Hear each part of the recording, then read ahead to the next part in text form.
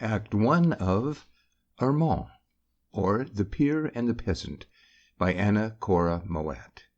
Persons of the drama: Louis XV, King of France.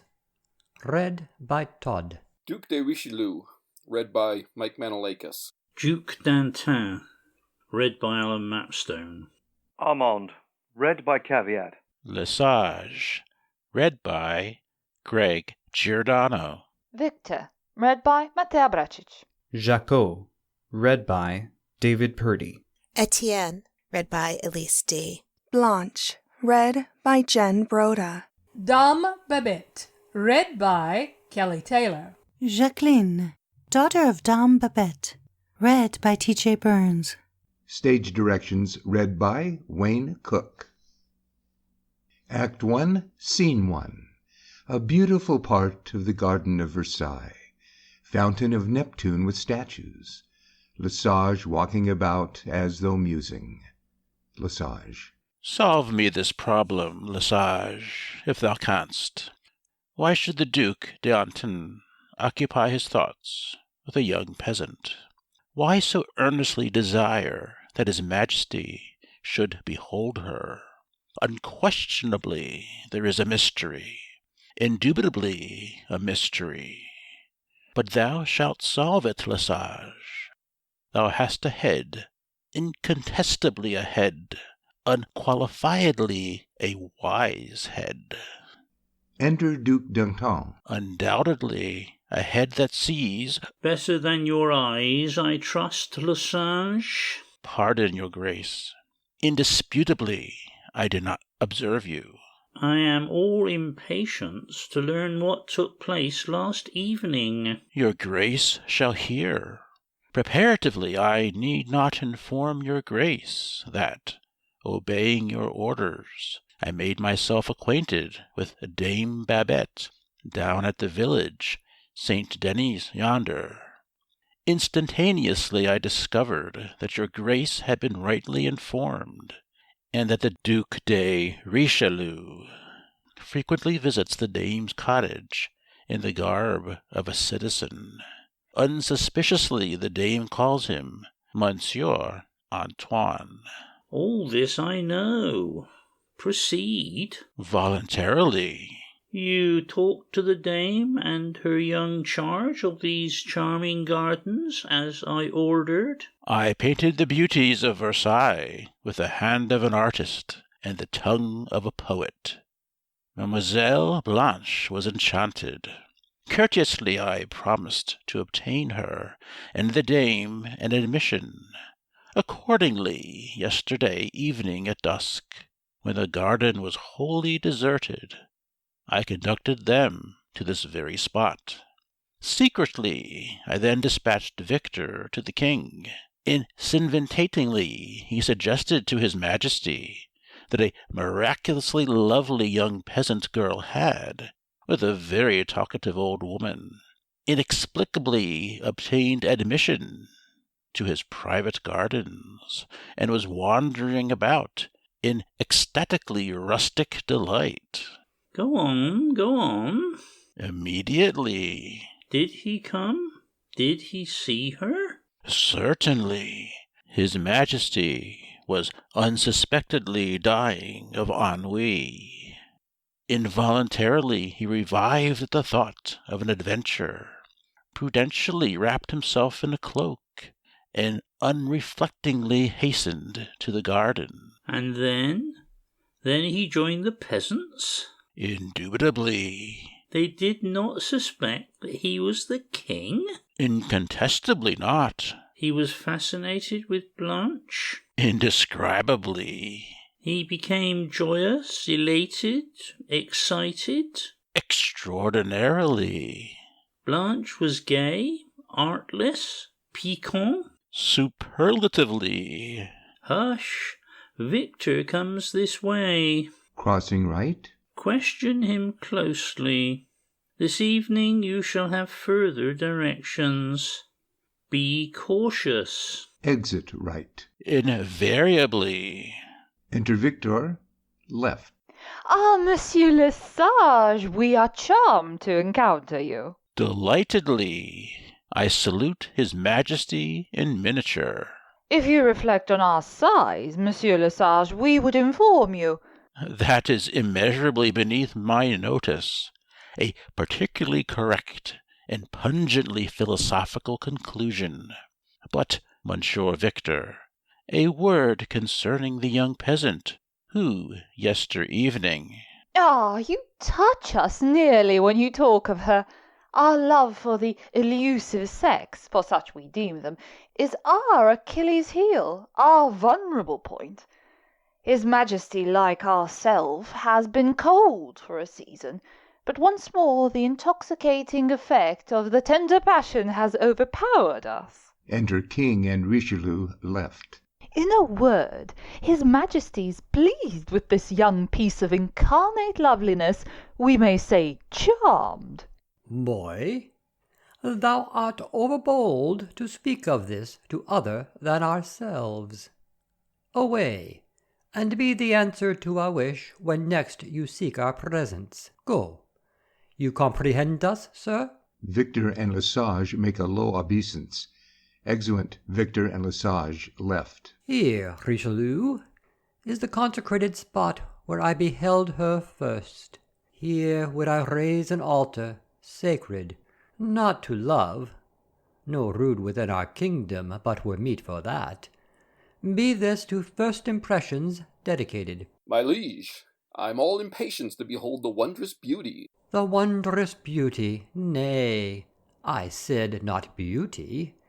It was not what men call beauty that has thus enthralled my soul. It was the spirit's loftier loveliness, unseen, ethereal, and ineffable, which breathed from her pure lips, gave to her step its springing bound, her every movement lent its airy grace, pervaded her whole being, impregnated the air that kissed her robe, and with an atmosphere of purity encircled her. It was her voice whose music no sorrow yet had touched, her childlike prattle, by very artlessness made arch, her form, untortured to its light fragility by court accessories of beauty's toilette, her affluent tresses, flowing unprofaned by touch of mocking powder, which had lain upon their golden light like fleecy clouds upon the sun. Now, heaven be thanked, my liege. No rhapsody so warm as passed your lips a 12-month. Dullness ends her weary reign. 'Tis plain this young enchantress will dethrone her. In sooth, she shall. Richelieu, my friend, be prompt. With speed let this new constellation shine upon our court. Some noble dame select, beneath her high protection place this maid. Nor rank nor title shall she lack to gild her lowly origin. Enter Victor left. And for the rest— Your pardon, sire, the old woman— What, is she come? Conduct her hither. Exit Victor left. Now, Richelieu, use but your wonted skill, and we are once more your debtor. Sire, you have but to speak, to wish, and though she were some chaste inhabitant of the moon. Enter Victor, ushering Dame Babette left. Exit Victor left. The vestal dweller of some star, she should exchange its light for— Sees the Dame and starts back, greatly moved. Heavens! Babette! Why do you stare so? You don't mistake this curious relic of antiquity for the fair one who holds me in thraldom? Not exactly. That is, precisely. I thought so. That is, I never thought so. Half aside. If it were but my own fancy that had conjured up this spectre. Spectre? You are dreaming. The old lady appears to us in a remarkably substantial condition. Babette, glancing nervously at the king and away again while she talks. I am all over in a flutter. I suppose it is my place to speak first, though I never talk. I see they feel just as frightened as I do. Dear me, how they stare, to be sure. If Blanche was only here, she'd wonder at the observation that some people sometimes attract. After an effort. Gentlemen, I hope I do not confuse you. I'm really quite alarmed myself before such well-dressed cavaliers. I was sent for here, but I say nothing. I never talk, as everybody knows. I was sent for, that's all. I don't know why, so shall not say. King retires up. She crosses to Richelieu. If you could inform me, sir, for I'm but a poor woman, I live down at the village, yonder. As she is speaking the last words, she looks very intently at Richelieu and gradually recognizes him. Blessed Mother! It is Monsieur Antoine. Richelieu, aside to her. Silence, fool. Silence, forsooth, as if I ever talk. Ah, Monsieur Antoine, to think of finding you here and dressed so grand. Hush. King, who has come forward, attracted by Babette's exclamation. Why, Richelieu, the old dragon seems to have recognized a friend. Richelieu? Hey, what? Richelieu? Richelieu silences her by an action. Oh, I say nothing. Richelieu crosses center. Quite a ridiculous affair. Trying to laugh. The old gentlewoman, she actually fancies she has traced a likeness between me and some relation who died in the last century, sire. Sire? Sire? His Majesty? Oh, blessed Mary! Holy St. Dinners! And last night I talked in such a way. That is, I said nothing. I never talk. What will become of me? Falling on her knees. Pardon, your Majesty, pardon. I did not know you. I never suspected you, and it was you last evening that... Oh, pardon, pardon. Nonsense, my good woman. Your breach of decorum will not put your head in jeopardy. Oh, I hope not, your Majesty. Rising. Holy Saint Anthony! My neck has grown quite stiff at the thought. We leave you with the Duke, who will communicate our commands. Exit right. Duke? Oh, Monsieur Antoine, you are a duke! And such a familiar way as I've treated you this many a year! If you will only condescend to pardon me. Falling upon her knees again. A truce to this folly. Rise and listen to me, dame, for on your implicit obedience hangs your future welfare, perhaps your life. Life? Life? Oh, surely you won't kill me? Monsieur Antoine, I mean your grace, consider my years. Mercy, mercy. Oh, my poor neck will be stiff for a year. Be silent and listen. You were walking last evening in these gardens with Blanche. By what unlucky chance you came here, by what strange means obtained admission, I have not time to learn. The king saw Blanche, is enamored of her, desires that she shall be presented at court. Blessed Mary, what an honour! And His Majesty saw me too. Of course, His most gracious Majesty expects me to be presented also. Oh, I'm such a flutter! How shall I live through it? Are you determined to distract me? Blanche... I understand. She is to be presented at court? She shall die first. Hey, what, die? Yes, die. Well, your Highness, I say nothing, but little Blanche, do see her in her grave, after all the fine learning you have given her, and to have her miss being presented at court, too. Why, she always walked and talked.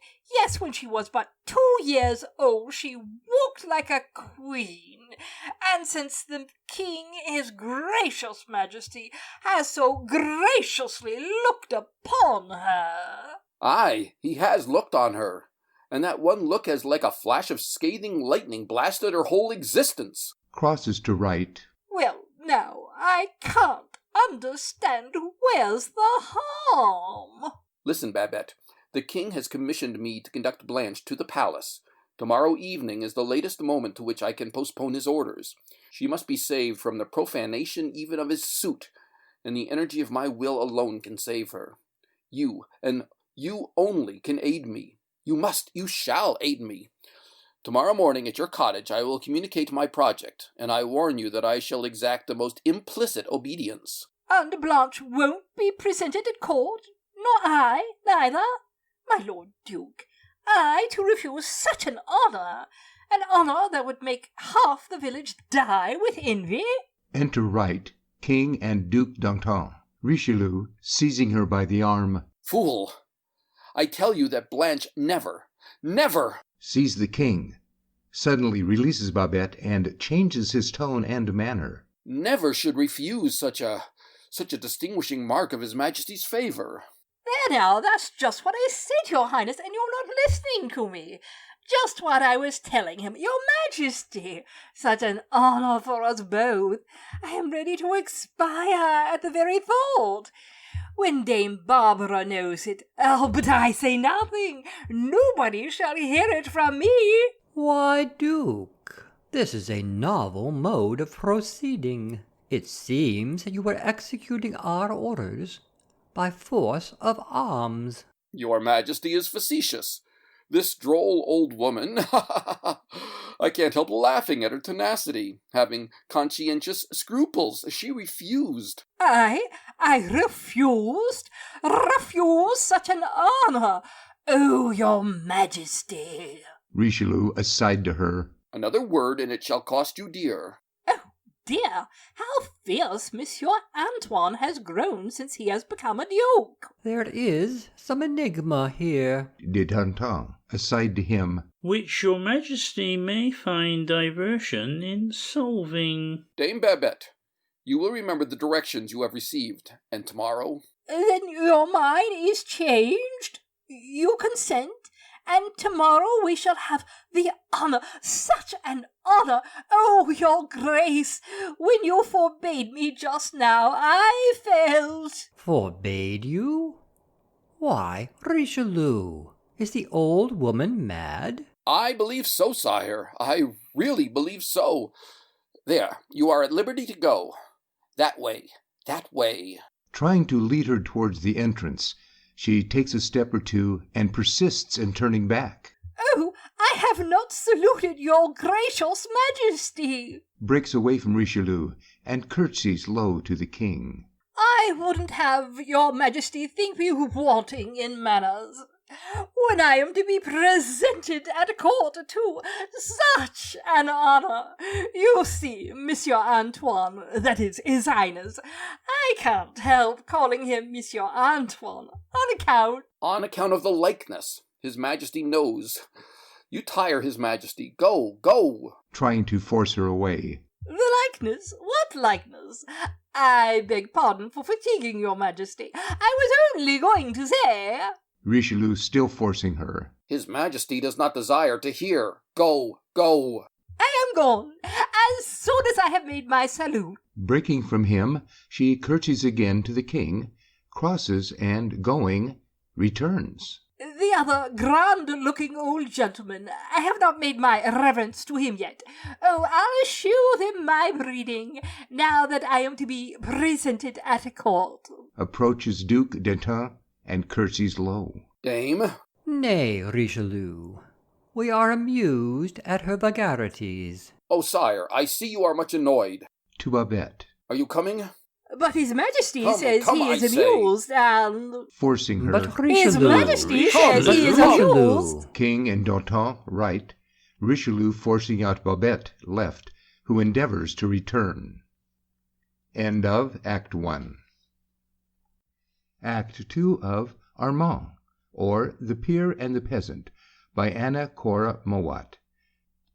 Act 2, Scene 1. Room in the cottage of Dame Babette. Right front, open door. Left front, large open window, shewing a country scene. Chamber door right and left. Dame Babette with a letter in her hand. Jacquine seated on a low stool at window, making garlands of small green branches.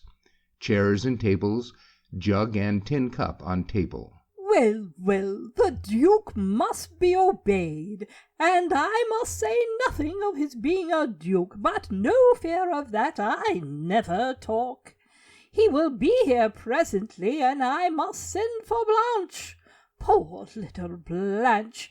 She will lose her May-Day sport, but then the honour of receiving a duke.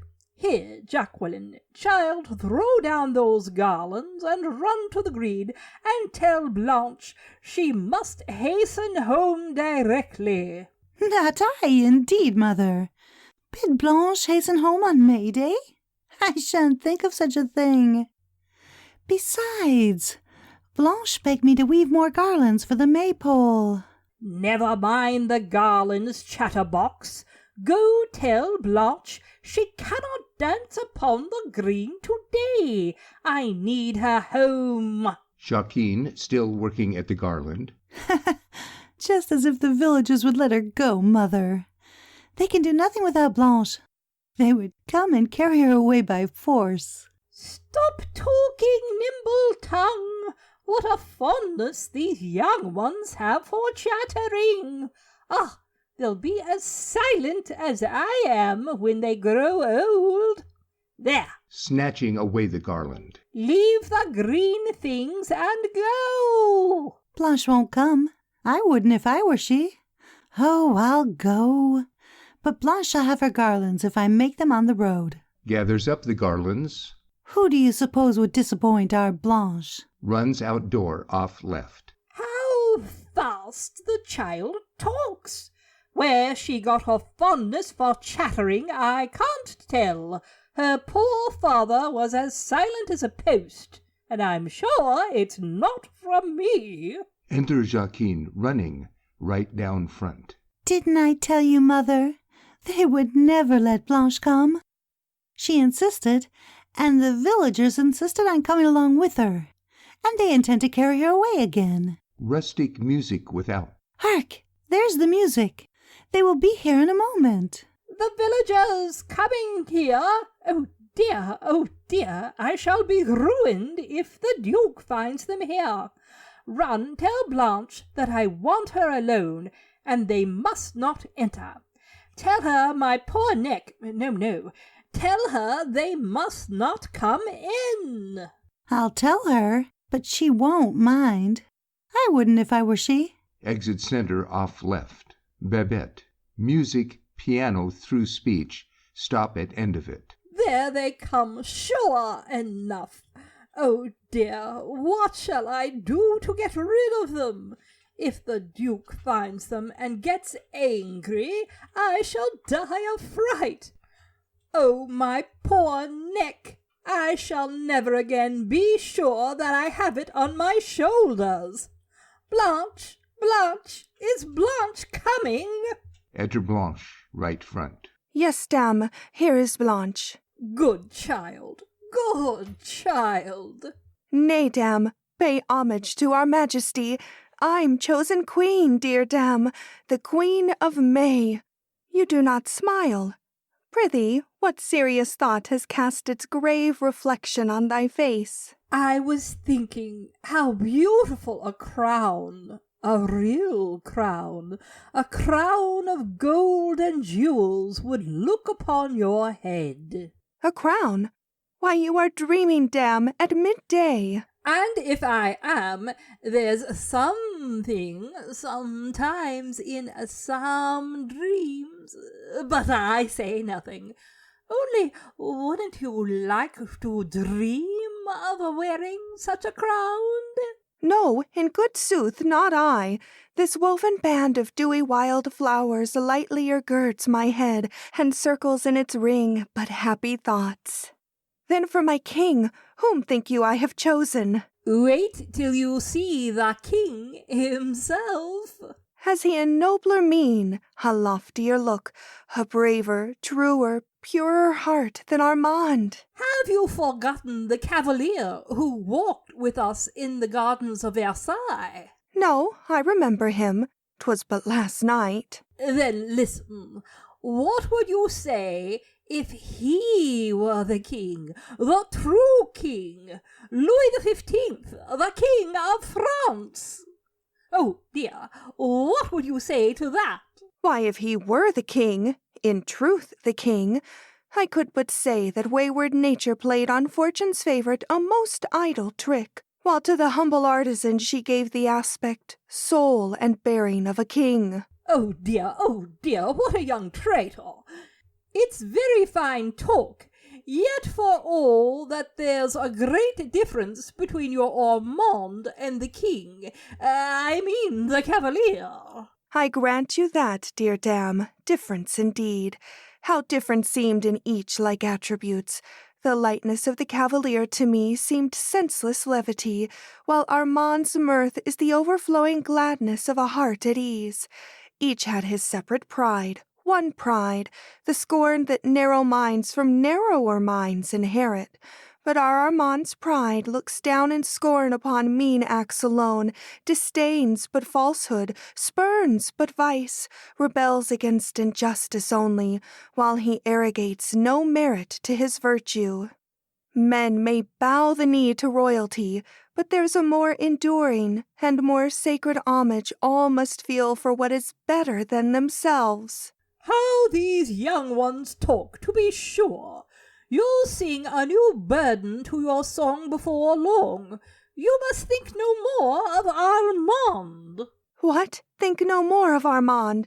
Is he not the very centre of my thoughts, round which all feelings and all hopes alike revolve, as planets circle round their sun?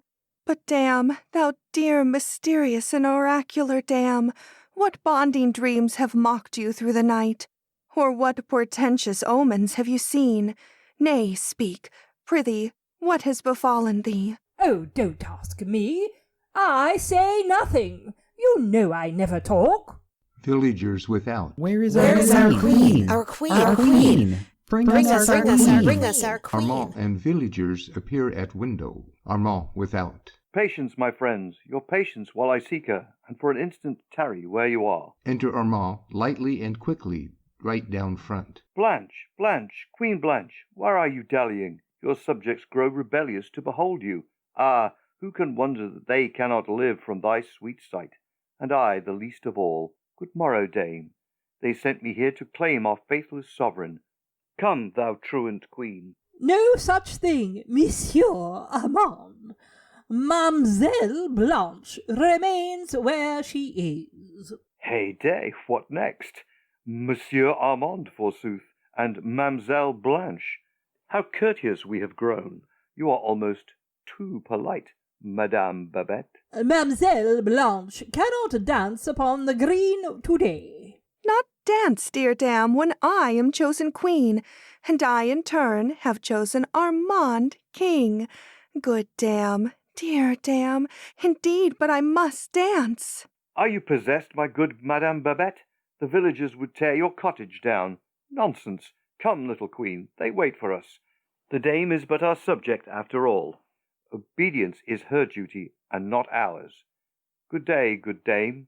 Good day, Madame Babette. Puts his arm around the waist of Blanche, and is running with her to the door. Babette intercepts them and leads Blanche away. Babette, with great dignity. Stay where you are, Blanche. I order you. You are to receive a visitor. The Duke will be here presently. The Duke? Who said anything about a Duke? I'm sure I didn't. My foolish tongue. But it's just like me. That is, it's not at all like me. I never talk. I mean, Monsieur Antoine will be here, and desires to see Blanche upon particular business. Monsieur Armand, I must request you to retire. No, I remain to bid Monsieur Antoine make haste and tell him we await our queen. Babette angrily. Monsieur Armand, I tell you. Blanche crosses center. Go, dear Armand, the dame desires it. Go. Come for me in an hour. May he, good dame? Say yes. Now do say yes. You smile the yes. You will not speak, and a consent is twice consent that with a smile is given. And now, Armand, for one short hour, we say farewell. Sweet sovereign, I can scarcely disregard your first command, although this banishment is tyranny. Farewell, I shall return. Before our garlands wither, though to me their freshness and their beauty vanish with the hands that wove them, Fare thee well, my Blanche. Madame Babette and Dignity, good day. Exit right down front. Such wonders as I have to tell you, such wonders! But I shan't say anything about it. Only suppose it was the king we saw at Versailles. I say suppose, and suppose that Monsieur Antoine was a great lord. Only suppose, for I say nothing. I know how to hold my peace. Hark! I hear the wheels of a carriage. Go to your room, child, for I must speak to him alone. Go, go! But damn, I'm only queen for one short day. My crown may fade, my sceptre wither up before I use them, so I pray thee haste to free me. You'll remember, will you, dam? Exit into chamber right. Enter Duke de Richelieu, right front, comes down left. Oh dear, if she only knew that the king himself, our real king! Oh, your highness! Brings chair down center. The walls of my poor habitation are so honoured by your presence that they— Where is Blanche? In her chamber, your highness, waiting your gracious pleasure. They were just going to dance upon the green when I sent for her. Shall I summon her? I first must speak to you. Mark well my words. Blanche must be saved. The king must never more behold her. To remove her secretly would be impossible. Yet at the risk of life, be it hers or mine, or both, she shall not breathe the court's contaminating air. But the honour, your grace, the honour. Be silent, woman. At your peril make ready to do my bidding. Oh, how terrible these grand people are! My lord, on my knees I swear to obey you. That's well. Since flight then is impossible, death only can protect her from the king. Death? Commit murder? Monsieur Antoine! Murder poor little Blanche! Oh, how terrible! But I say nothing. What a duke commands is of course right. But death! Oh, my poor Blanche! A seeming death may serve, so that the king shall think it real. There are drugs which produce a sleep which seems the very twin of death, yet do not harm the sleeper. Take this vial. Its contents have played servants to my wish before today. Blanche too must prove their power. The liquid, look, is colourless, 'tis tasteless, and not immediate in its influence. Your part is to administer the draught. Oh, no, Monsieur Antoine, I dare not touch it. I shall never have the courage. You have already sworn. You shall abide your oath. Take it, I say, act cautiously, and in your act be speedy. This is to deal with great persons. What shall I do? What shall I do? Do as I command you. Be quick and silent. Silent indeed, your grace, as if I ever said anything. Blanche, music, opening the door. May I come in? Dear dam, the stirring sound of the glad music through my casement steals. My feet dance to it of their own accord, and threaten shortly to dance after it. I give thee warning, dam. Come hither, Blanche. Blanche crosses to center. Monsieur Antoine, but it is you indeed? Your face and voice I know, or this rich garb had well disguised you. I could half believe it was no jest when Dame Babette declared that Monsieur Antoine was a lord. Ah, your highness, excuse her. She will talk. She won't learn to say nothing as I do. Blanche, control that little tongue of yours, lest it give offence to his grace, the Duke of Richelieu. Richelieu? Oh, no! Richelieu, that bold, bad man, Monsieur Antoine, whom I have known so long, have loved so well. The Duke de Richelieu? No, that cannot be. Sinks into chair. Who taught the child this folly? Oh, indeed, your grace, I didn't. I never said a word about it, I'm sure. Blanche, ha! She faints. Bring water and take this. Fortune, I thank thee. Take it. Hands her the vial, unperceived by Blanche. I dare not. I dare not. Richelieu, imperatively. Take it, fool. Oh, dear, I must. Takes the vial, goes to table, pours out water and mixes the liquid with it. Child, you are ill. No, no, I am not ill. I was confused, stunned at the thought. Don't heed me. I am well. Babette hands her the glass, turning away her head. I do not need it, dame. Richelieu, taking the glass. Drink, drink. Your lips are quivering. You are fainting. Drink. You must drink. Blanche looks with surprise in his face and calmly takes the glass. If you desire it, certainly. Drinks, Richelieu aside as she is drinking, laughing. Richelieu, when did thy star abandon thee? I do not understand. Aye, but you shall. Go, dance, they wait you on the green. Crosses to Babette, who stands motionless. Why stand you there as you were petrified? Come, rouse yourself. Bid her go dance.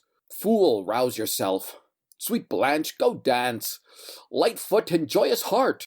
Aside. The wise man cogs the dice and laughs at fate. Right down front, exit hastily off. Why, dame, why do you stand so motionless? Why gaze upon me thus with that fixed look of wondering terror? Dame, dear Dame Babette, will you not speak? Pray you, do speak to me. Babette, recovering, throws herself weeping on Blanche's neck. My poor Blanche. Poor Blanche? Nay, dame, I needs must laugh at that. You seem so happy. Then did I? Do I seem the thing I am? Seem happy? How could I seem otherwise? 'Tis happiness to me to live, to be. My very instincts, nay, the very use of every separate sense by which we hold communion visible with external being, is happiness. To gaze upon the sky, arched in blue glory o'er my upturned head, the forms of beauty called by loving spring out of the affluent bosom of the earth, the sun, beneath whose warm, resplendent light all nature teems, those simplest daily things which custom cannot strip of loveliness. To look on these is to be happy, is to feel my bosom swell with gratitude to him who made them, to make us more blessed. Oh, Blanche, Blanche! Music heard at a distance. Hark, 'tis the villagers. They come for me, and Armand, too, expects his queen. Good dame, my subjects must not wait. Adieu, adieu. Going. Blanche, Blanche, my child, my kind, light-hearted child, embrace me. Do not go until you said that you forgive me. Blanche, embracing her. Forgive you, dame. What crime have I to pardon, except indeed too doting love for me? What ails you? You are weeping. What's the matter? No, no, I'm not weeping. Oh, my darling Blanche! Bursts into tears. Can I have wounded you, dear dame? Wound me? Did you ever wound a fly? I've seen you brush away with careful hand the very insect that had stung you. Music without. They are coming for you. Go to the green. Go, go. First with a kiss let me seal up the fountains of those dear eyes, where tear and smile contend, like April sun and rain, they know not why. Now for my crown and sceptre. Dame, adieu. As Blanche is running off, Armand appears at the door. Exeunt right. Blessed Mother, guard her. That dreadful drug. If harm comes to her, I shall never know a happy hour. Oh, this is to deal with grand people. Yet for all that he is a duke, and to be sure what a duke says must be right. How could a duke do anything wrong? Exits into chamber right. Scene 2. Village green. A maypole in the center dressed with long garlands hanging to the ground. Jacqueline, Etienne, Jacques, and villagers busied about it. Music playing. Several villagers as musicians with pipes and tabors. Give another look towards old Babette's cottage, Etienne, and tell us if you see our queen. I see 2 figures yonder through the trees. They turn this way. Yes, 'tis Blanche, and Armand is with her. Then hurrah for the dance! Hurrah for the king and the queen! Finish with your garlands, and let us dance. Enter Armand, And Blanche, right. Aye, for a dance. Make ready, lads and lasses, and be your hearts as light as your feet, in honour of the May. Blanche puts her hand to her head and appears to be ill. Blanche, you are ill. Your eyes are heavy, and your cheek how pale. Oh, no, no, Armand. I am well, quite well, and yet I think my very happiness oppresses me. A faintness steals upon my yielding sense, as if it were a languor of a content so perfect it could wish for nothing on this earth it hath not now, but on the far-off future shuts its eyes. Our future, Blanche? It must indeed be bright, to vie and promise with the present's joy. We live in that which is, and so defy what may be. Let the unknown future bring us years, long years of unimagined woe. It cannot steal the lustre from these hours, whose very memory would irradiate the darkest time and fate can hold in store. How should the placid current of our lives bear aught but flowers upon its laughing tide? And yet I sometimes think to see it ruffled. Thou and thy state, Armand, are not akin, and thy ambition wakes my fear. Yet why? Why should he feel ambition to be great, whose nobler struggle in a nobler strife has made him good? My nature is not cast, sweet Blanche, in mould so true and pure as thine. Ambition winds itself about the root of every vigorous mind. Ambition gives the startling impulse to its higher action. Ambition spurs it on, sustains, inspires, and rear the better beacon which shall guide ambition's course aright.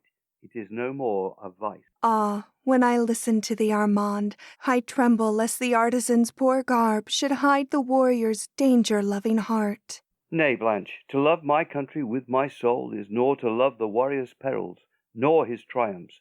All men, be they high or humble, owe to the land that gives them birth a tribute. And with his talents man may pay the debt, or with his industry, or with his blood. Oh, never with the last. I could not live and see thee pay it. How is this? We both are grave, though this bright morn would bid us think of gladness only. Come, my king, be sure that I shall chide thee if I trace a shadow upon thy brow. And shall I not chide thee for that white lip and cheek on which the rose so lately bloomed? Come, let us dance, my queen, to quicken in thy veins the timid blood, and stain these lilies with a healthier red. Jacquot, Etienne, are you not ready yet? Most excellent and worthy sovereigns, we but wait your pleasure. Now, Blanche, for thy light foot. Come, lads, a dance. Maypole dance with garlands. Towards the close, Blanche appears to grow fatigued, and falls suddenly in Armand's arms, as if fainting. Armand, I cannot. I am weary. Stay. Thou weary, Blanche, whose airy foot were matched for the blithe humming-bird's untiring wing? Great heaven, how pale thou art, thou tremblest too. 'Tis only weariness, so let me rest. Falls center. My head is strangely heavy, and before my eyes a floating vapor spreads itself. Armand, I scarce can see thee. Art thou there? Blanche, Blanche, my own, my only love, oh heaven, she grows more ghastly white. Etienne, quick, fly for help, and Jacqueline, bring Babette. Exeunt Jacquine and Etienne. Right. How cold thou art. Speak to me, Blanche, thou hearest me. Tell me thou hearest me. Yes, Armand, yes. I hear thee, my beloved, yet I feel that we are parting. Death. We cannot part. This is not death. No, no, we will not part. Nay, Armand, war not thou with heaven's high will. Death cannot break the bond that knits our souls. Shall I not be thy bride there where I go to wait thee? For a while we needs must part. Death's icy finger chills and clogs my blood. Like frost it falls upon my heavy eyes, and yet I seem to see. A luminous mist envelops all things around me. Through its veil a threshold paved with light appears. Beyond, a land of flowers.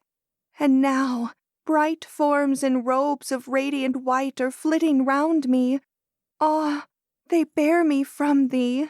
Armand, oh, Armand, I cannot see thee, though I feel thine arms girdle my frozen limbs. Thou wilt not leave me. Distract me not, but once more speak. Let me once more drink in the music of thy voice. Speak to me.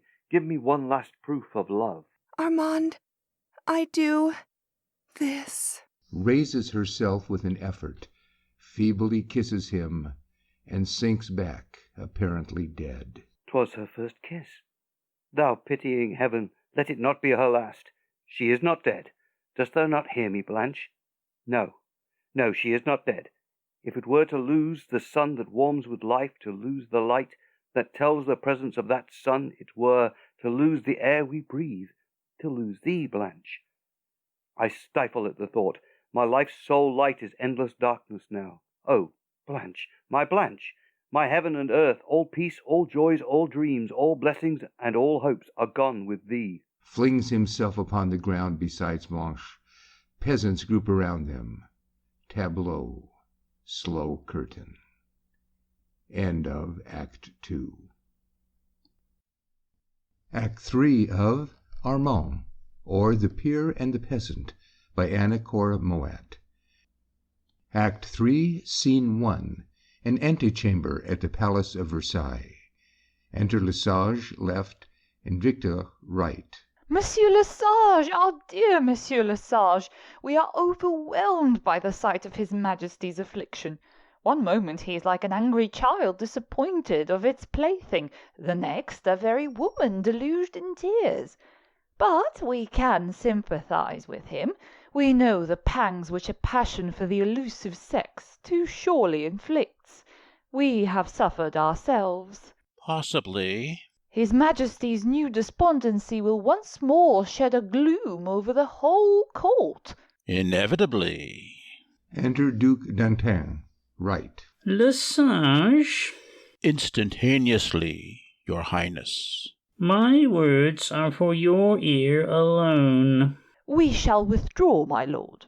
Retires upright. The young peasant is dead. Definitively.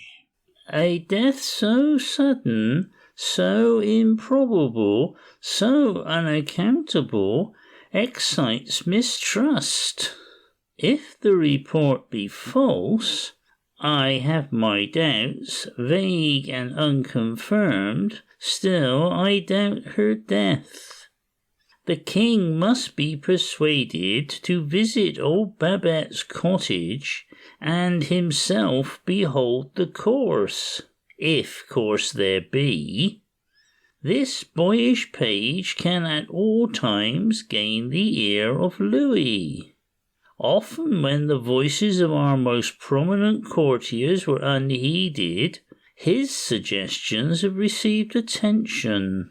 You comprehend me? Distinctly. His Majesty must cross this antechamber when he leaves his apartment. You will remain here and see that the opportunity is not lost. Decidedly. I shall be in the gardens an hour hence. Crosses left. You will join me there. Exits left. Punctually. Victor, coming forward, left. We consider His Grace the Duke d'Antin the most sombre person of our acquaintance. Incontestably and indubitably. Henceforth His Majesty may prove as sombre. Alas, unhappy king! Appropriately.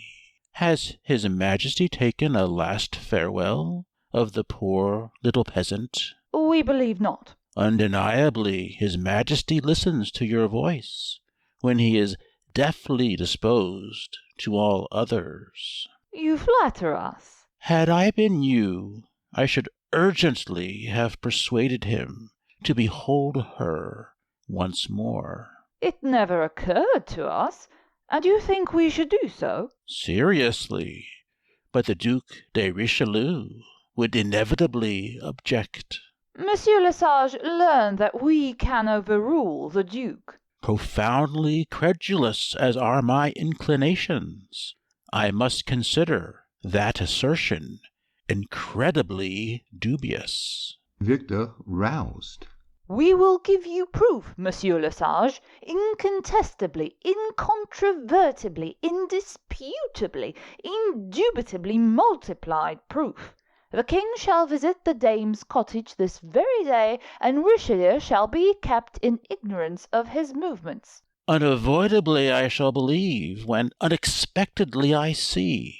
But look how opportunely his Majesty approaches. I leave you experimentally to disprove or confirm your asseverations. Crosses left. Do you mean to doubt, Monsieur Lesage, that we shall do the latter? Indubitably, and I trust inoffensively. Exit left. We deem that a malicious aspersion upon our character. Enter King right, and is pensively crossing the stage. Your Majesty. Victor, is it you? I scarcely know a face, save yours, boy, I could to-day endure about me. We are Your Majesty compliments me.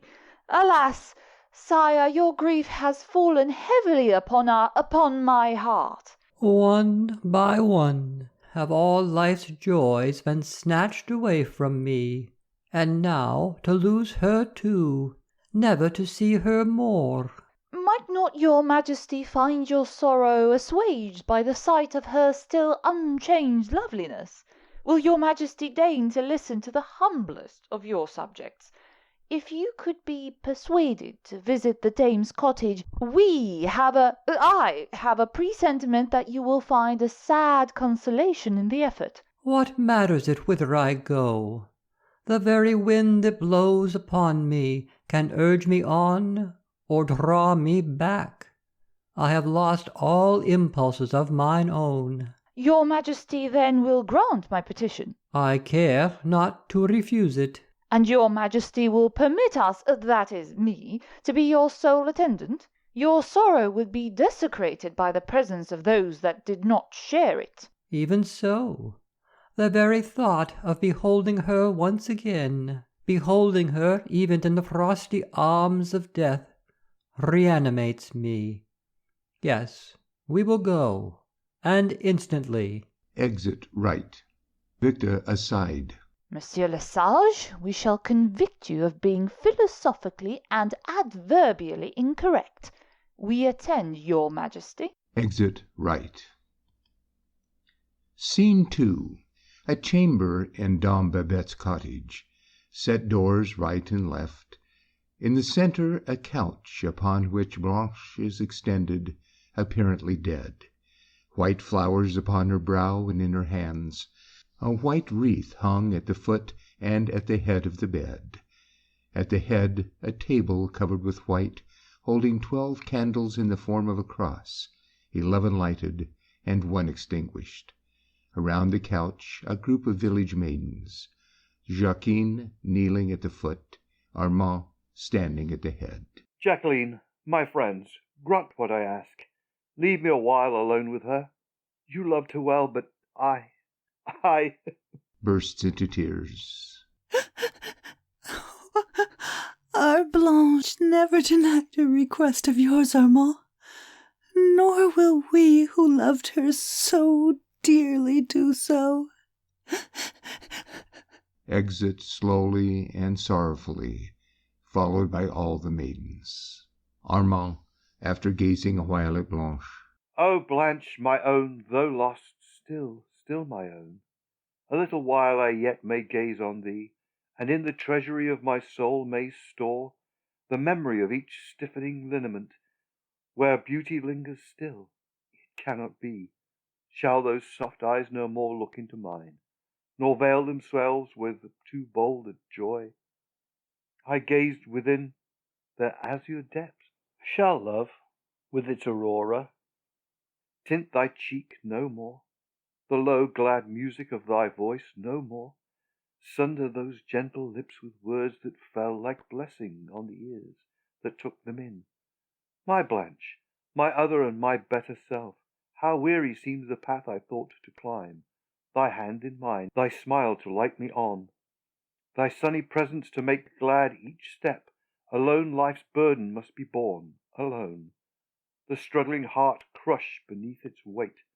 A holy smile yet hovers on thy face, and though the angels, when they summoned thee, one golden glimpse of paradise revealed, and left that happy print upon thy lip, no, thou art not lost. We are not parted. For heavenward as my tearful eyes I turn, a radiant vision meets them there, and bids me guard my soul, and studies by a deed that could divide us in that land of joy. My heart hath but one wish, my life one hope, all time one joy, that of rejoining thee. Sinks at the head of the couch, and buries his head in his hands. Enter Victor, ushering in the king, left. Exit Victor, left. A secret awe has paralyzed my limbs. I scarcely dare. Approaching the couch, perceives Armand. Ah, what is this? A youth, overwhelmed with grief, kneeling beside her corpse? They said she had no kin. Young man, rise up. What sorrow bows thee thus? It lies before you. This maiden, surely, was no kin of thine? No kin, yet more, far more than kin could be. Alike we never knew those tender ties of kinship, which linked man to man, yet all of father's, mother's, sister's, brother's place, each in the other's soul, had trebly filled. You loved her, then? Loved her? The earliest page in memory's record held but that young love. From boyhood up to youth, from youth to manhood, ever tenderer thought, sublimer aspiration, and purer hope was woven with that love. Our very natures blended as we grew, my spirit gentleness from her imbibed, and hers its strength and vigour caught from mine. Our childish tears upon each other's breast were never shed. Our childish laughter rang the changes of its mingling mirth together, and in each other's joy all childhood's blessings were mirrored, magnified, and multiplied. Tell me thy name. Armand, I have no other. Thy parentage? I know it not, a foundling by strangers reared. I am the people's child. From them I know not that I spring, yet would believe so, for I ask no name save that myself shall win. I bless the generous fate that gave no noble blood to swell my veins. For had I from the hands of accident nobility received, I could not prove my juster title to that high noblesse. No revolutions level and destroy the true noblesse of genius and of worth. Wouldst thou not serve thy country? With my sword, or with my life. She gave it. Should she need it, 'tis hers. Well answered. Dost thou love thy king? At least I love all virtues of all men. Upon the loftier height the man is placed, his virtues more resplendent shine, his vices more hideous seem the virtues of my king. Above the virtues of more common men I prize, for they have wider sphere of good. Thy speech is something less than frank. I meant it frankly. I have never yet had cause to blush for my free thoughts. Why should I hide them? Thy boldness pleases me. Armand, to-day thy king saddles for Fontenoy.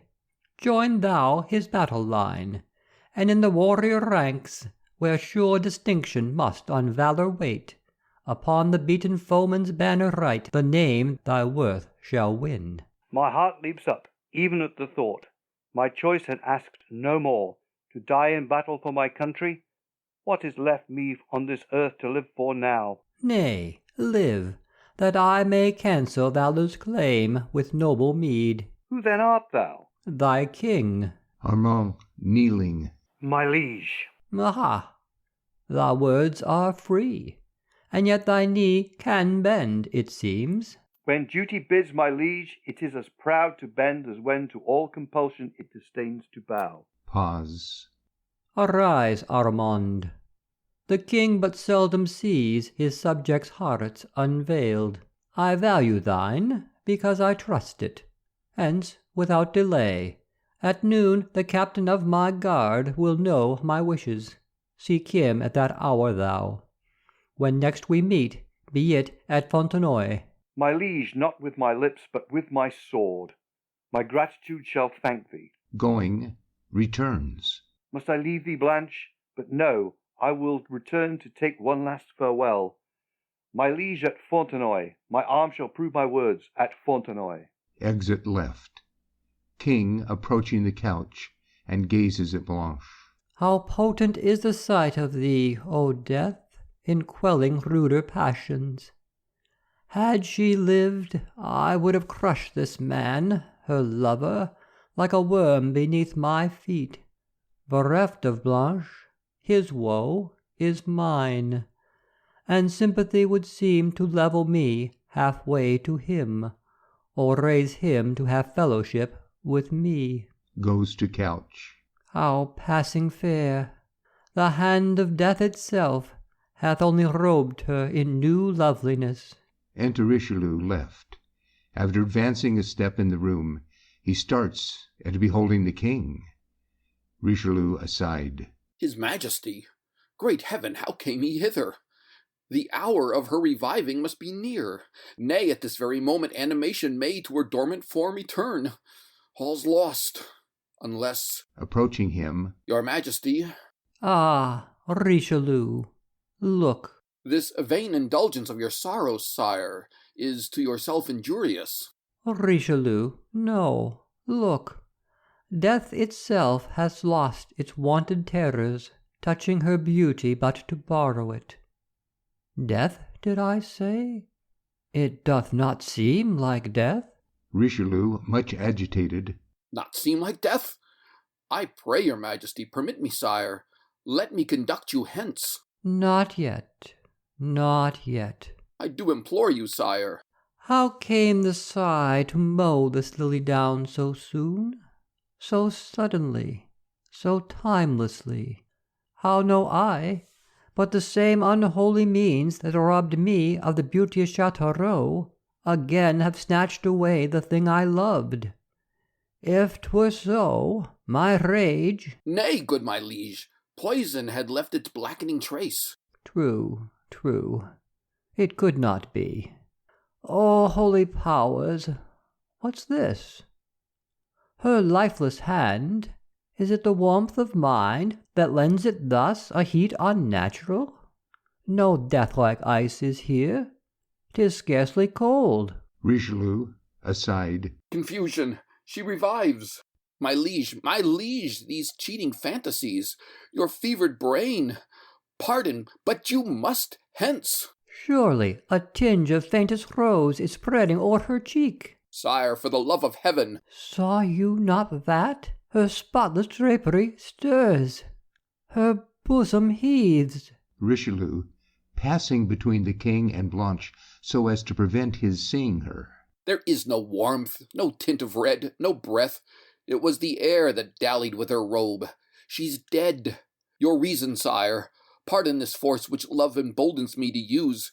I feared to see your reason by these fantasies unsettled. Aye, it is, or will be soon. I cannot think her dead. I saw her move. Look, look! She breathes. Nay, sire, your reason wanders. Hurries him to the door. I cannot leave her thus, but one last look. Turning back. My liege, not for the universe, not one. Exit, forcing out the king left. Blanche gradually reviving. They part. They leave me. Further, further still they softly float. Dimmer and dimmer grow the bright celestial forms. Sing on, sing on. Close not my ears to those seraphic strains. They cease. The angel visions fade. All's hushed. Gazing around her surprised. 'Tis our own cottage. All the rest has vanished. The tuneful voices and the flitting shapes, where are they? Flowers upon my brow, spring flowers within my hand? Ah, I remember now. 'Twas May Day. I was chosen queen. We danced. And then Armand. In Armand's arms I swooned. Where is he? Rising. I am weary, and how feeble. Could I but see Armand, where lingers he? Enter Richelieu left. Monsieur Antoine, Monsieur... But no, what was it they told me? All my thoughts are so confused. These flowers recall 'tis May Day, is it not? It was so yesterday. May Day is past. 'Tis strange. How could the hours so swiftly fly? Did they not tell me you were now a duke? The Duke of Richelieu, and 'tis even so. Ah, were it any other Duke. Enough. Your lips should be the last to breathe my name in other tone than that of reverent love. With calmness hear me. 24 hours, nay more, you've lain upon that couch in sleep, so silent and profound that all but I and Dame Babette believe you dead. Blanche, turning and gazing in astonishment at the couch, etc. Dead! Dead! Aye, dead, and dead to all but us you must remain, for reasons that demand and justify the harmless cheat. No cheat is harmless, and of that not thou but I am judge. All is prepared for flight. This hour you will be borne to a far distant home. my lord, I own I have been used to bow with reverence to your words. I knew you then but as a humble citizen, the friend and guardian of a child, who had, alas, no guardian else but heaven. I loved you, I obeyed you. For my lord, you never asked what in obeying, I obeyed not heaven. I know you now as Richelieu, and your first request should make me shrink from you. My lord, you bid me stoop to falsehood. I refuse. No more. Thy words as little move my will as winds the rocks. Prepare thou to obey. Not that command which in my conscience finds no quick response. I know your power, my lord. I also know the strength of a resolve which mine own heart approves. Nay, spare your threats. They fright me not. I never learnt to fear. Learn then my right to claim and to enforce compliance to my wish. It is the right of a determined father or a child. A father? This very day completes the weary round of 20 years, since from her friends and kin thy mother fled. In secret we were wed. 2 years she lived unknown, and died the hour thy infant head was pillowed on her breast. My child, the sins of Richelieu are not few, and every eye is quick to magnify, and every voice is loud to trumpet them. Yet one ray of virtue, like a beam of sunshine stealing in a lazar house, amongst them dwells. It is his love for thee. Blanche, throwing herself in his arms. My father! Ah, though Richelieu claims that title, Richelieu from whom so late you trembling shrank, my child, thou wilt not banish from thy lips that tender name. No, father, it is not for me, even were I not thy child, to judge thee. But Armand, dear Armand, knows he not this? Armand is henceforth naught to Richelieu's daughter. My father, oh, my father, leave me still my poverty, leave me my humble state. Take back a father's name, a father's love, for lack of which the first warm tears that scorched my infant eyes were shed. But rob me not of Armand. Hark, it is his step, he comes. As she is springing to meet him, Richelieu seizes her. Hush, not a word. This folly must end here. Armand without. Babette, 'tis I. Armand! Armand! Obey my will. This way with me, no cry. Hurrying her to her chamber right. Resistance would be useless. Girl, bethink thee, it is thy father that commands. At the last words he releases her arm. Blanche bows her head and passes before him. Exeunt right. Enter Armand left. One more farewell, the last, and all is over. Gone? Why have they borne her hence? It was the sole sad pleasure which I craved, but once again to look upon her. It is better thus. I would not be unmanned anew. Blanche in a faint voice within. Armand! It is her voice. Oh, heaven, the voice of Blanche! Angelic spirit, didst thou breathe my name? Or is it thou, vain torturer? Fancy thou. Her voice, henceforth, each wind that sweeps the earth will waft it to my ear. Rock, wind, and glen repeat the sound, and all melodious tones, those well-known accents intimate. Her form will paint itself upon the empty air, the fleecy clouds will take no other shape, and all things, beauteous in that mould divine, seem cast. My thoughts will madden me, and yet I cannot tear myself away. Each dear, familiar object, by her touch so hallowed, the casement where she watched till I should come, yon couch where last she lay in dreamless slumber, and these, gathering up the flowers which Blanche has dropped, these flowers that in unconscious sweetness bloomed in her death-cold hand, and that shall now wither upon my breast, as she has withered, but dwell there as she dwells in spite of death. All with blended voices strangely real, would seem to bid me stay, would chain me here, as though with cords invisible they bound me still to hope and her. Away, away, my nature grows too soft. Farewell for aye, my early dreams, farewell, my ideal world, peopled by joy and hope. Farewell for ever. Exit left. As he rushes out, the door of Blanche's chamber opens, and she breaks from Richelieu, who is endeavoring to withhold her. Armand, come back! 'Tis Blanche! She lives! My child! Hold, I command thee! Call me not thy child. Oh, what to me are nature's chance-knit ties, to those that with rude hand thou sunderest now? It is the spirit's pure, stronger bonds, through life, through death, to all eternity, unchanging, holy, indestructible, that join my soul to Armand. Part us not, my father, oh my father, part us not. Falls at the feet of Richelieu. Quick curtain. End of Act 3. Act 4 of Armand, or The Peer and the Peasant, by Anna Cora Mowatt. Act 4, Scene 1. Room in a hotel in Paris. Babette and Jacqueline. Well, here we are in Paris again, out of that old gloomy convent at last. Only to think of Mademoiselle Blanche managing to get us all free. Though she did take 5 years about it. Now, how did she contrive to do that? By talking, child. It is all done by talking. Oh, she has a tongue that could wheedle an angel out of its wings, though, for my part, I think it is best to be silent. Why would she come to Paris? I'm sure I wouldn't have. That's her affair.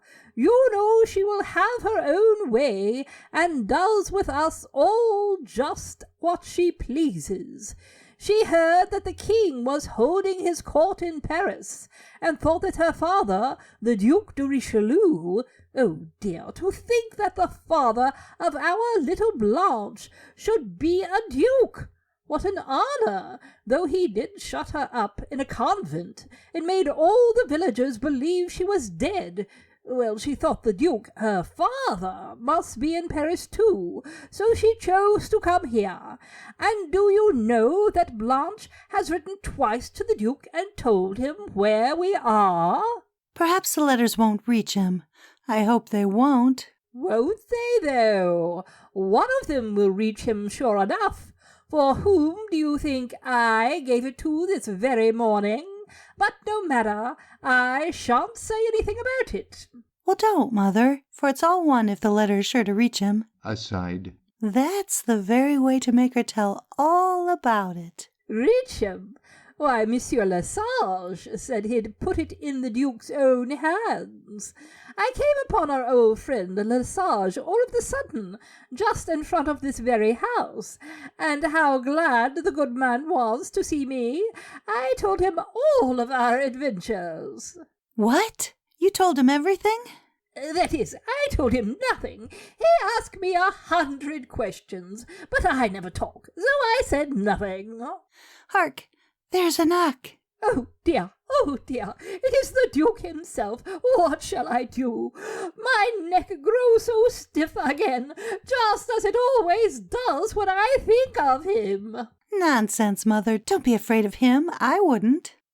And I'm sure he can't alarm Mademoiselle Blanche very easily. That's true. Send her here, for I shall never have courage to face him. But I would, and so would Mademoiselle Blanche. You'll see how quietly she'll look at him. I'll warrant he'll be glad enough to look away. Just wait till she comes. Exit Jacqueline, right. Enter Duke of Richelieu, left. Babette curtsies very low, and looks much frightened. So, it is indeed you, and you are here in Paris in spite of all my precautions. Well, I believe it is I, your eminence, and I believe I am here, but it was all Mademoiselle Blanche. You see, your highness, she can do what she pleases with everybody. I hope you won't blame me for indeed. Enough of this. How does Blanche? Oh, very badly indeed. She pines for Armand day and night. But I forget. Your highness does not know who Armand is. Know him? I would to heaven I knew him not. The peasant colonel, Villers' aide-de-camp, the king's new favorite, fortune's chosen minion. No battle, but distinction and success, like unseen genii, wait upon his steps. Upon the field he saved his monarch's life, and when the king, too weakly generous, would have ennobled him, the nameless peasant refused in scorn all title save the one his sword had won him. Let him rise awhile. The higher pinnacle, the greater fall. Oh dear, what will Mademoiselle Blanche say to all this? Blanche say, dare thou to breathe a single word of that my thoughtless folly has revealed, and in a dungeon's, not a convent's, walls, shall your next tale be told. Crosses right. She's here. Retire. Enter Jacquine, who exits with Babette, left. Enter Blanche, right. My lord Duke. Pauses and looks at him. Nay, my father. Can I choose but call thee by that name? Though in thy face too little of a father's fondness greets me. Yield thou the meet obedience of a child, and all a father's fondness will requite it. Command thou what a child's pure heart must leap to execute, and I will yield a child's obedience and the meekness of a child. What I have done was for thy surest good. Aye, for thy soul's best good. My soul's best good? Was it for my soul's best good my tongue should mock the consecrated altar with a lie? Was it for my soul's best good my lips should breath avow my heart refused? The holy oath which gave the thought, the hope, the love to heaven, which were no longer mine to give. Daughter, thy will opposed to mine is powerless. My father, tempt me not to evil. Think before you act. Young blood is warm, young heads are rash. Young hearts convulse like mine are stubborn. When love, the soul's first love and last, the love no absent changes, and which time and sorrow chastise to strengthen, is too fiercely curbed. Its passion breaks all other ties, defies all chances and all perils, leaps all barriers that hold or part it from its idol, or dragged by a chain too mighty to the earth. The iron eats its slow and silent way into the soul, and then we die, my father. I know thy sex too well, girl, at its tears or wrath to change my purpose. Woman's grief is wind and rain one summer hour will end. And canst thou thus the name of woman scorn, her holy mission lightly look upon, nor think that thy first sighs were soothed by her? Thy first tears kissed away by woman's lips, thy first prayer taught thee at a woman's knee, thy childhood's blessings showered from woman's hand, thy manhood brightened by her watching smile. Thy age must in her tenderness find prop, and life's last murmurs may perchance burst forth where they began, upon a woman's breast. I nor deny her virtues, nor her power to gild them with her tongue. But one word more of Armand. Woman may be constant. When was man? What wouldst thou think? How wouldst thou act if Armand's troth were plighted to another? Another? Armand love and Armand wed? Another? No, the present could not thus belie the past. Yet it is true he thought, still thinks me dead. But death could only part, not disunite us. Armand love another? O wretch, to wrong his memory with the thought! Armand has not forgotten me, 'tis false. Tell me 'tis false. and for the life you give me back, I'll bless thee more than for the life I had at first from thee. In calmer tone, one question I would have thee answer. Listen, if I could give thee proof unquestionable, wouldst thou the cloister seek of thy free will? I would. Swear that thou wilt. There needs no oath. I know not falsehood, father. I believe thee. Tonight I will return. Remember thou thy words. Tonight. Exit left. Armand, was it for this? For 5 long years I hoped. For this I bore with patient trust the ills fate heaped upon me. For this I would not wrong thee by a doubt. All for this hour of agony. Sinks weeping upon a couch, and after a pause rises calmly. Let me not murmur at thy high decrees, all wise, all watching, and all guarding heaven. I know no withered leaflet falls to earth, no blade of grass bursts from its sheath of green, no grain of sand is swallowed by the wave, unnoted by that ruling providence that guides the universe, yet stoops to clothe the flower with beauty, and from seeming ills works out our truest, most enduring good. Oh, then while grass and sand and leaf are cared for, how shall a mortal doubt thy guardianship? Then break not heart, the will of heaven be thine. Enter Jacqueline left. Oh, Mademoiselle Blanche, there's a handsome young man waiting to speak to you. He has a letter to deliver, and he says he will only give it into your hands. I hope you'll see him. I'm sure I would. A letter, and for me, yes? Let him enter. Oh, I'm so glad you will see him. That's just what I would have done. And he's such a charming little creature. Exit left. Whence should he come? I have no friends in Paris. Enter Jacqueline with Victor left. Oh, the beautiful little fellow. I hope she'll listen to him. I know I would. Exit left. Most lovely recluse, pardon our intrusion, and pardon us that we rejoice in this opportunity of performing our mission with becoming privacy. I think you have a letter for me, sir?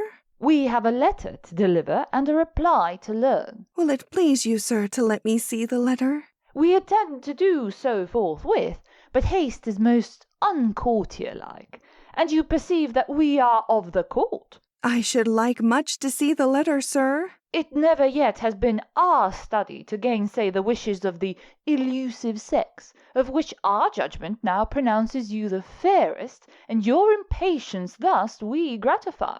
Very pompously presents letter. Blanche reading aside.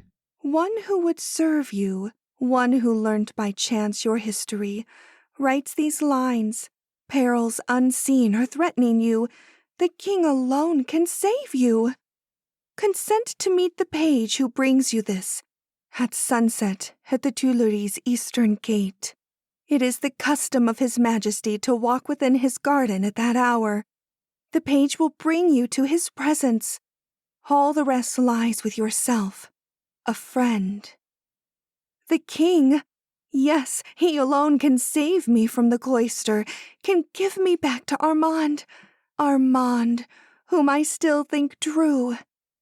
Young sir, I pray you thank the writer of these lines. I'll do his bidding. We congratulate you on this wise decision, and with regret must now take our hasty leave. Exit bowing very low left. Ah, thanks to thee, kind heaven, for once again my path is clear. The king shall guard me. Exit left. Scene 2. Garden of the Tuileries at sunset. Enter King, followed by Victor, left. Well, boy, what wouldst thou from our bounty now? My liege, the boon I crave. Trumpet without. What trumpet's that? News from the seat of war, methinks. The bearer! Armand himself. Enter Armand hastily left, kneels to the king, and presents dispatches. Pardon, my gracious liege, that I appear thus hastily before thee. Good tidings should have wings to race the wind. Another victory. Which could not wait for form, thou thinkest? Armand, Our favour gives thee a licence few would dare to use. To Victor. Retire. Exit Victor left. Reading dispatches. Brave news, most glorious news! My gallant soldier, the victory was thine. The Marshal says so. It earns thee once again the rank and title thou hast refused before. My liege, my sword hath won me all I covet or deserve. I would not that your favour, but my deeds, should of my fortunes be the artisan.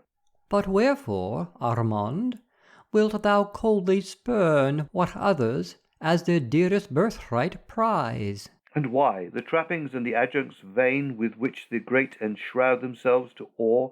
A gaping multitude should I not scorn? Free thought, free will, the birthright true of all manhood, the universal heritage, for them nor a million times their worth I would not barter. Must thou scorn for this the rank and name which proud posterity might carve upon some lofty monument? I ask no monument save that which lives within the bosoms of my fellow men, no epitaph save that which love inscribes upon their memories, no chronicle save the annals of my country's show, which, if I serve it, will enroll my name upon the page of honoured history, where alone I could be proud to see it blazoned. Well, be it so. And yet one wish I have, thou needs must grant. De Rohan's daughter loves thee. She's fair and rich and virtuous.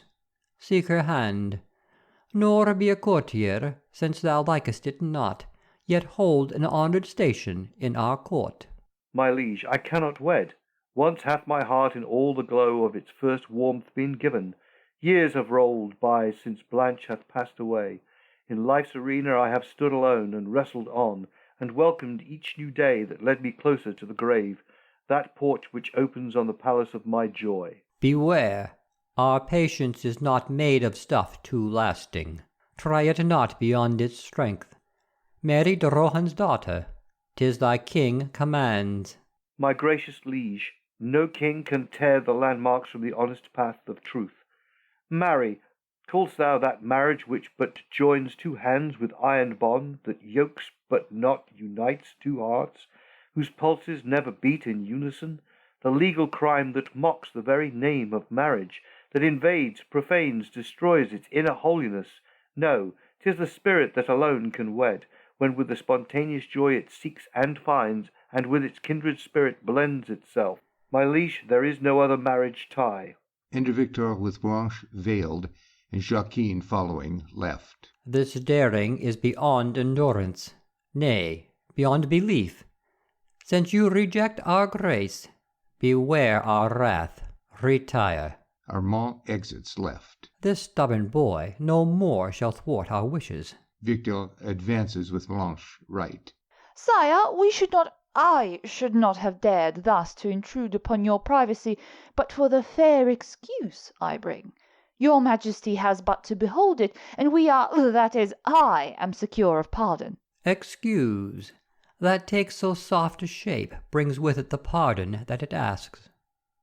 Leave us. Victor pompously presents his arm to Joaquin, exeunt left. Now, lady, we pray thee speak.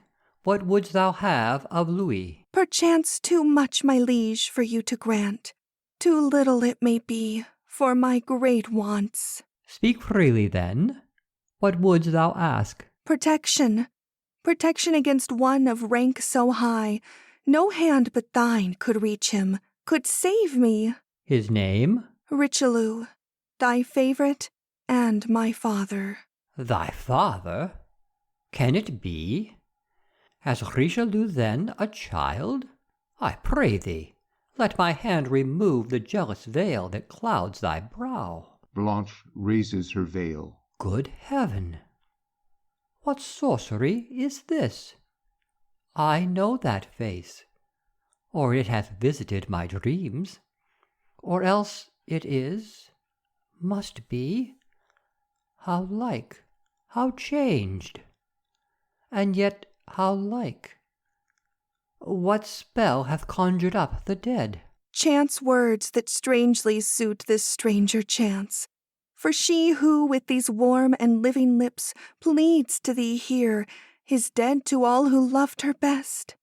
Within a village churchyard lies in a humble stone that bears her name, and yet she stands before you. And that name was? Blanche. Oh, cheat me not, enraptured eyes. Deceive me not to happy ears. 'Tis Blanche herself. Blanche whom I saw. Blanche whom I mourned as dead. Aside. Ah, Richelieu hath wrought this, and bitterly shall Richelieu rue it. Blanche is mine, and mine in spite of faith. Lady, this is no time, no place to hear or to redress thy wrongs. The Duke de Rohan's chateau yonder stands. There will I place thee underneath the care of his most gentle Duchess. Let us haste. As the king advances impetuously to seize the hand of Blanche, she draws back. My liege, I follow thee. King recovers himself, crosses and bows. Excellent right. Enter Joaquin, Babette, Richelieu, and Armand hastily. Where is she? This is the very place, but I don't see her at all. She lives, she lives, she walks the earth. I may behold her once more, clasp her to my heart. Alive! Oh, let me not grow mad with joy. Crosses right. Thy frenzy may have bitterer cause ere long. Where is she? Woman, speak. Where is my child? Oh, your eminence, I knew nothing about it. It was all Jacqueline. Jacqueline, good girl, speak thou. Where is my Blanche? Oh, I'll speak, Monsieur Armand. I'll tell you everything. For Blanche never loved anybody as she loves you, and so I love you too. A beautiful little page brought her here, and she made me come with her. Then she was talking with a splendidly dressed cavalier, and the page said it was the king. The king? Then indeed all's lost. All's gained. She lives, and let fate hide her where it will. The ample earth is all too small to part us. Crosses right and up center. Ah, my lord Duke, it's all right. His Majesty. Woman, away. Oh, my poor neck. Exit hastily with Joaquin right. Richelieu, after pausing and looking at Armand. Armand, I hated thee, had planned thy ruin. But yet I loved my child, and would have sold myself to slavery to have shielded her from Louis. Now all feelings merge in one, that one the last. She lives, may live for thee. Find her, and she is thine. Or if when found thou canst not from the royal libertine defend her, save her as a Roman would. Fear not. The king is but a man with no more rights than I, when on my rights he dares to trench, and by that righteous heaven which frowns upon this deed of infamy, I swear to snatch her taintless from his arms. Find her, she's thine. I will, or lose myself. Exeunt hastily, Richelieu left, Armand right. End of Act 4. Act 5 of Armand, or The Peer and the Peasant, by Anna Cora Mowatt. Act 5, Scene 1. An antechamber in the palace of the Tuileries. Enter Richelieu and Lesage right. How learnt you this? The truth, the truth. Concealment now were in vain. I overheard thee talking with the page. You spoke of Blanche last night, again today. The king refused me audience. Tell me, is Blanche then in his power? Assuredly. The Duke d'Antin, did I not hear you say his hand had dealt this blow? Unfortunately. Where is Blanche? Answer, dost thou not see my agony? Perceptibly. Dotard, I would not do thee violence. Ha! The Duke himself approaches. Begone. Voluntarily. Bows aside. And speedily.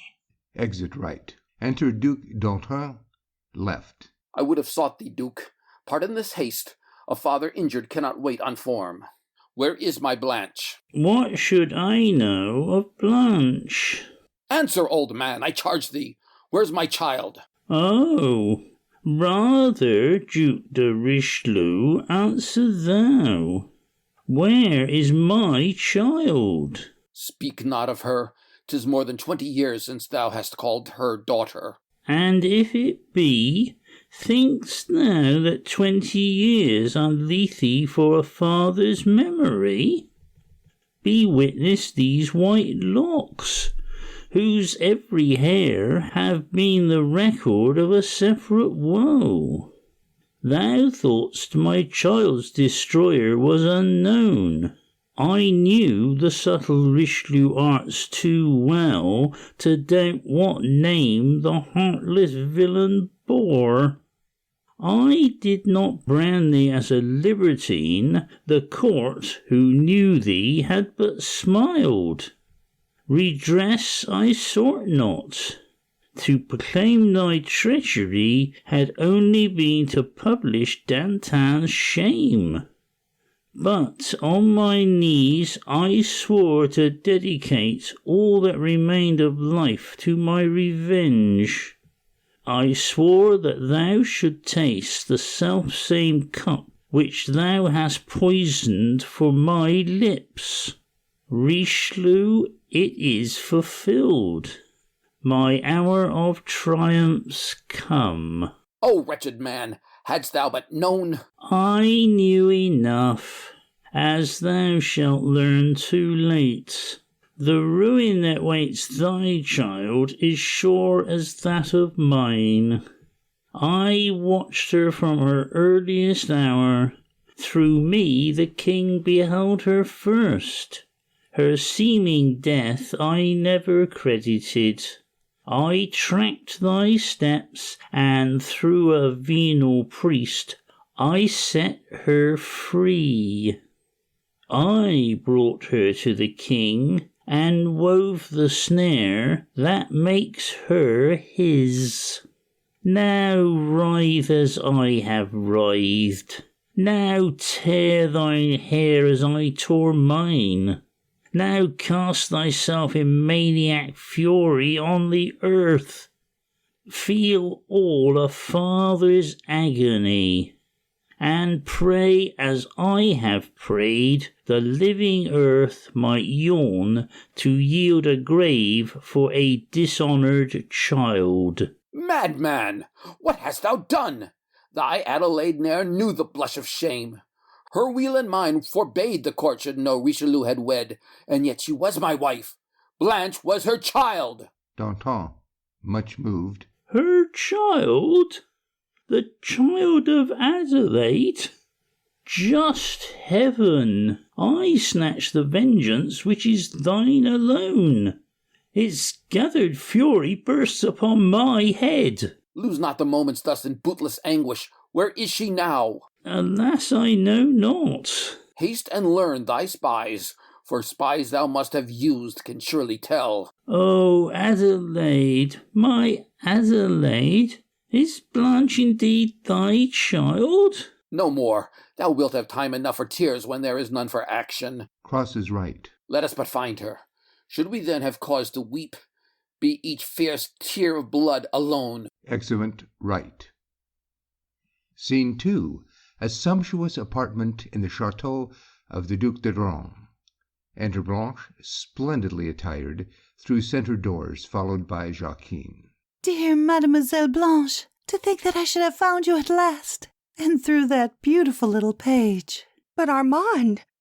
Oh, my best Jacqueline, my friend, thou hast seen Armand, and he knows I live. He spoke of me as in our early days. Aye, that he did, mademoiselle, and I'm sure he loves you as much as ever.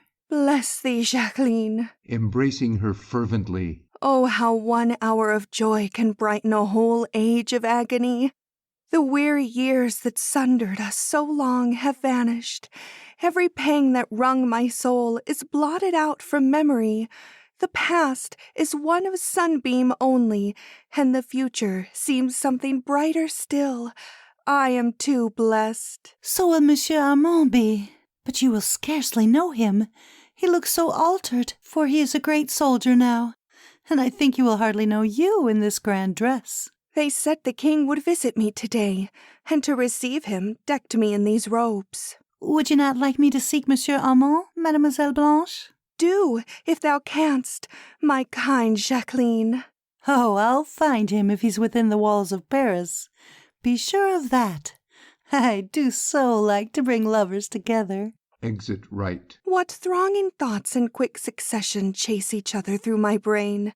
I pace these halls as one who walks them in a dream, and fear, by turns, convulses every trembling limb.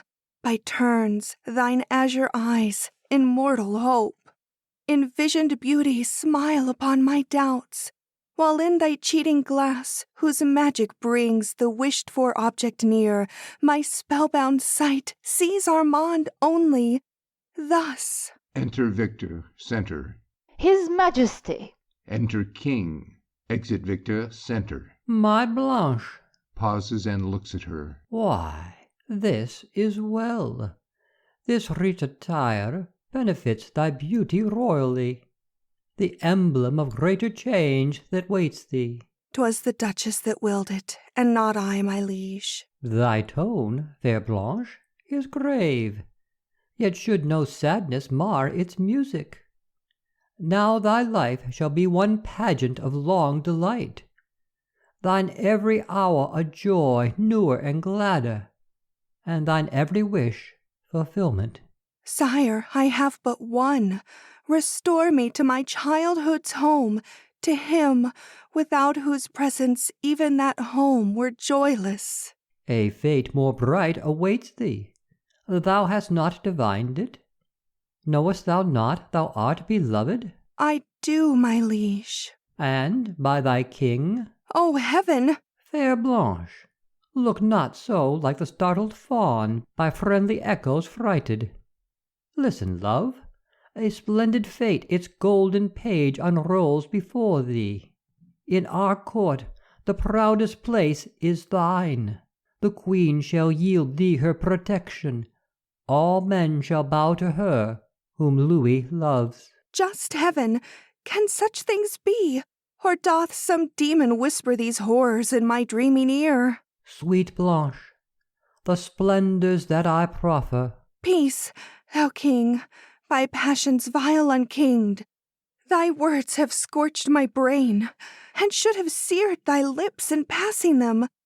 My liege, was it a kingly deed to snare a being helpless and friendless, young as I, thus to profane her ears, and seek by virtue of thy crown to rob her of the brightest diadem that can encircle woman's brow? Nay, Blanche, mar not thy beauty with this frigid bearing. Frowns do not suit those gentle eyes, nor fierceness thy timid nature. Weak thou art. Not weak, my liege, when roused by insult and by wrong. I tell thee, haughty king, presumptuous man, that like the unshorn locks the Nazarene vowed to his God, the purity of woman becomes at once her glory and her might. Ah, Blanche, and is there no excuse for love?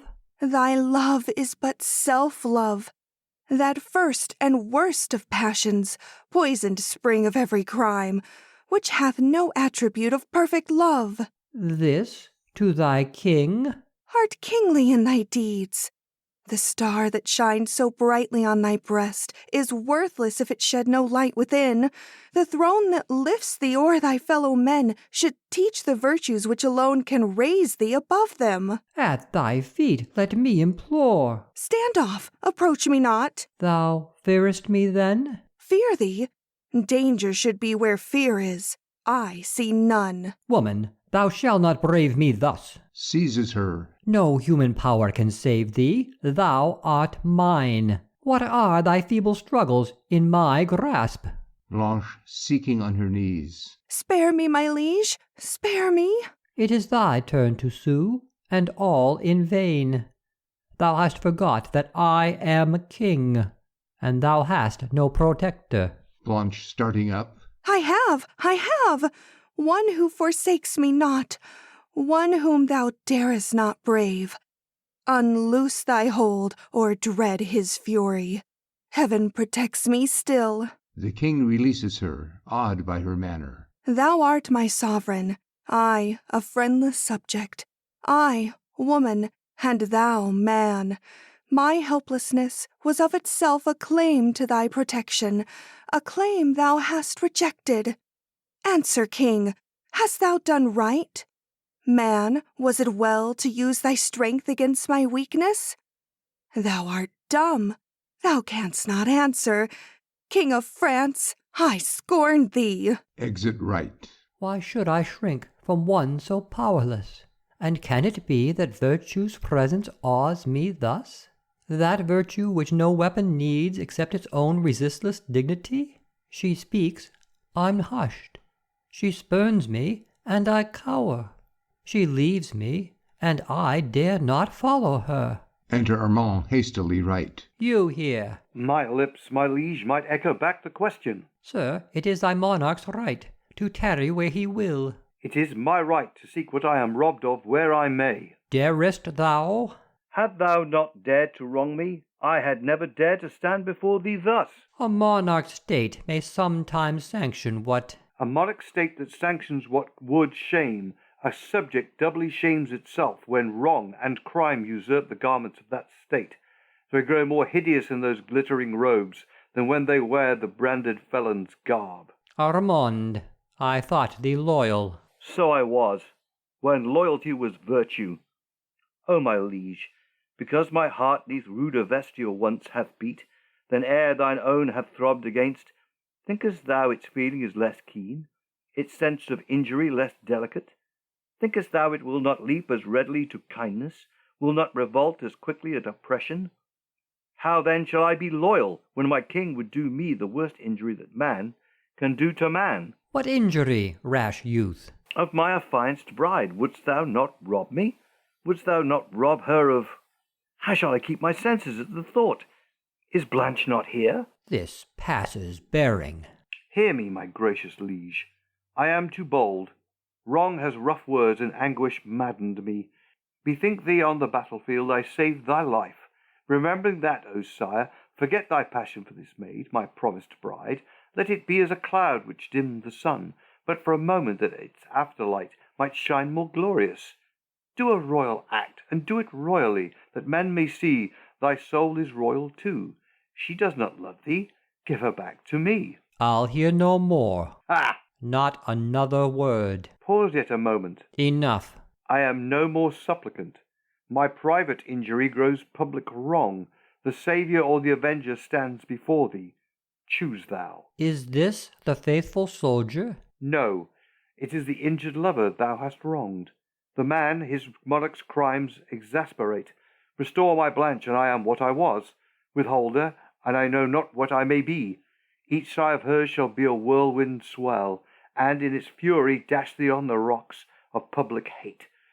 Each prayer she breathes shall turn to thunderbolts placed in thy people's hands. Woe, woe to him on whom a nation's rage with Perseus weapons such as these shall burst. Within there! Oh, my gods! Enter guards center from right, with pages. Guards advance to receive the sword of Armand. Yield up your sword. Pardon, my liege, but never shall its edge flash upon battlefield again. You gave it, take back the gift unstained, but worthless. Breaks the sword, retires center.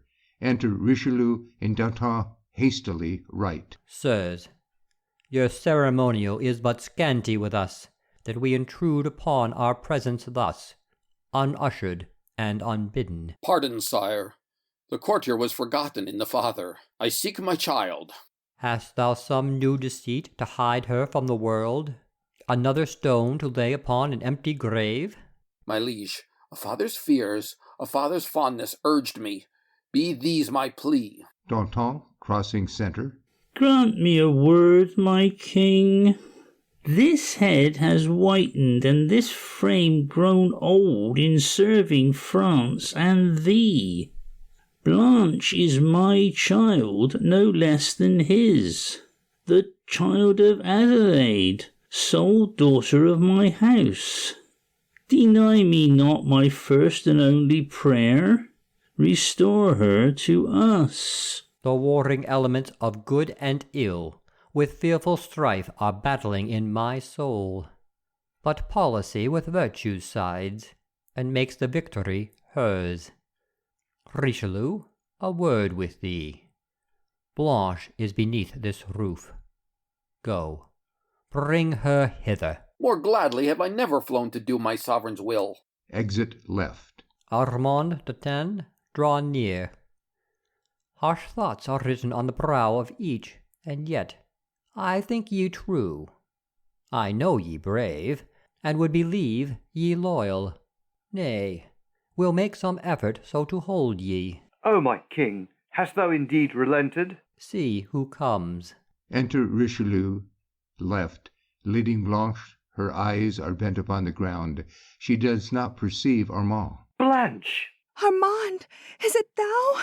With an exclamation of joy, she rushes into his arms. My own, my Blanche! Is it no phantom dupes as it hath duped so oft my willing sense? Is it thyself? If joy could kill this hour so richly blessed, that ecstasy seems pain would be our last. Ah, if it were, we would not murmur.